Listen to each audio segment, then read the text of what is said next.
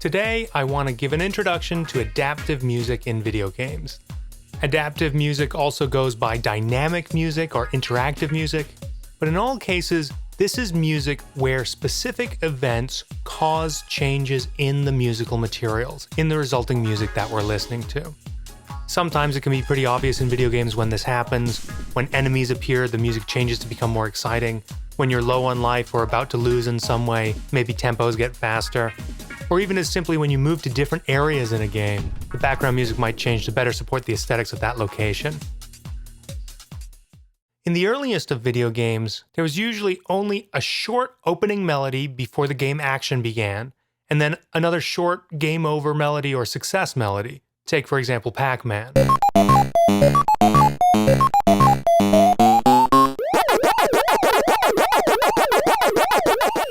Space Invaders, though, from 1978, is often held up as one of the earliest examples of dynamic music. Now, it's debatable whether this background sound can be considered music or not, but we have 4 descending notes, and what makes it dynamic is, as the enemies get closer and closer, these notes speed up.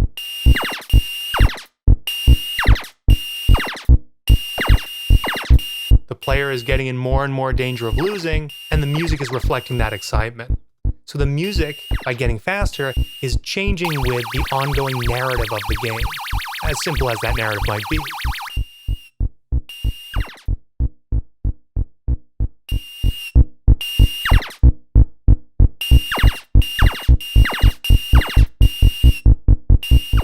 Another early arcade example could be Frogger, where the music changes based on game progress and player success.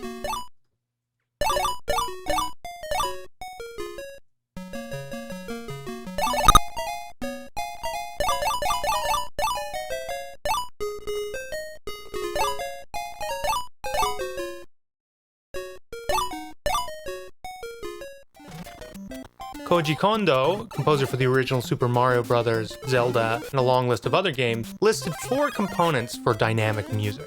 1, the ability to create music that changes with each playthrough. 2, the ability to create a multicolored production by transforming themes in the same composition. 3, the ability to add new surprises and increase gameplay enjoyment. And 4, the ability to add musical elements as gameplay features. In Super Mario Bros., like Space Invaders, when you start running out of time, the music gets faster. But additionally, in Super Mario Bros., the adventure of going to all of these different places was an important aspect of the game. So it's kind of an impressive moment in World 1-2 where the level starts and we have the same theme again, but Mario enters the pipe, enters the underworld, and the music completely changes to a different feel.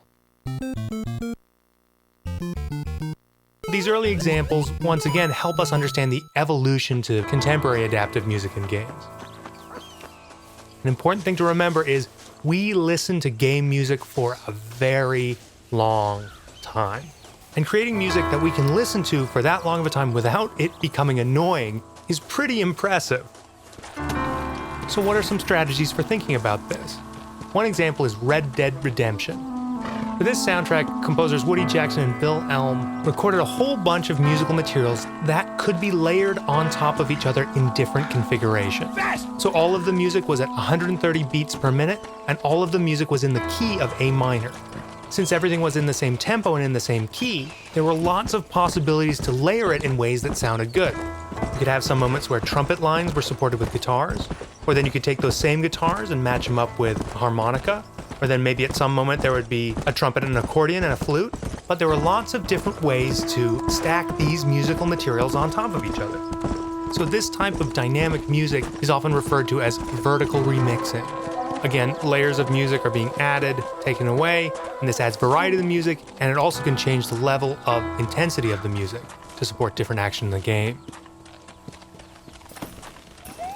There are lots of other examples on this, from simple ones in Super Mario World, where when you're riding Yoshi, bongos enter in.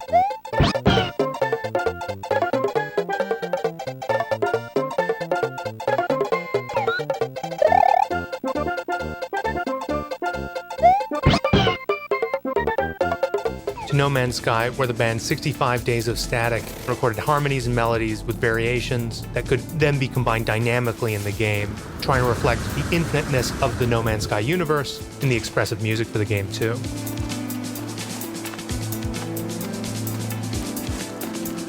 Now, in addition to vertical remixing, another common technique for adaptive music is horizontal resequencing. In earlier games, music was looped. You'd take 30 seconds of music, make sure that the end of that music leads into the beginning of that music, and you could play that loop infinitely. This could be great for a lot of games, but maybe we can think about ways to expand this idea to make it less repetitive. Maybe we can have loop A that goes into loop B.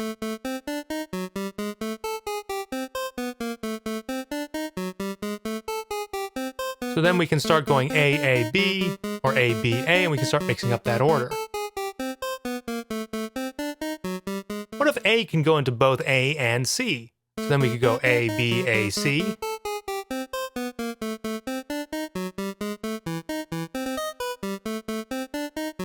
Or A, B, C. And then there are a lot of different ways that these loops can fit together.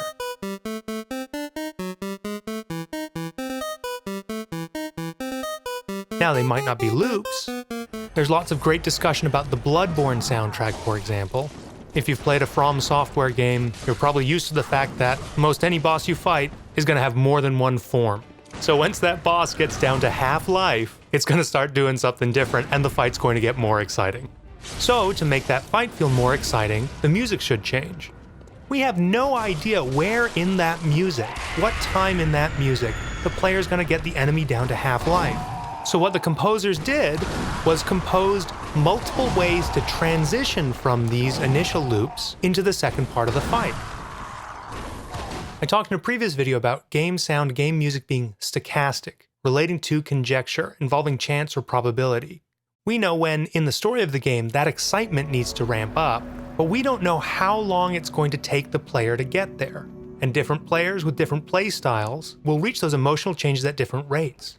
So there are lots of different strategies for horizontal resequencing that give composers the ability to have the music be continuous while still following the changes of the action.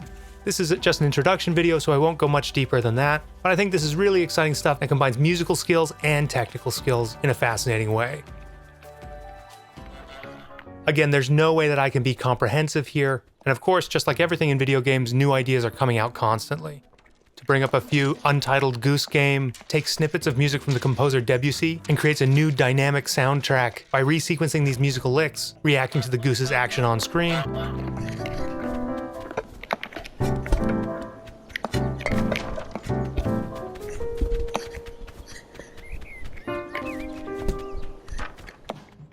And then the 2019 game Ape Out, which combines machine learning, procedural music, and reactive music to create wild drum solos in real time that are matching the on-screen action.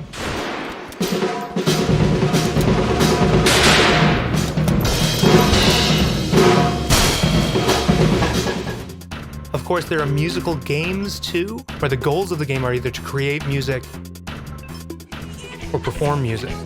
But I want to save a discussion of that for another time. For now, we'll leave it here, and I want to invite you to listen carefully for the changes of music in games, thinking about Koji Kondo's 4 components and how original the music is each time you play, whether it feels like a unified composition with themes being transformed, musical ideas being transformed, whether the music is adding new surprises and increasing gameplay enjoyment, and whether it's adding musical elements to gameplay features.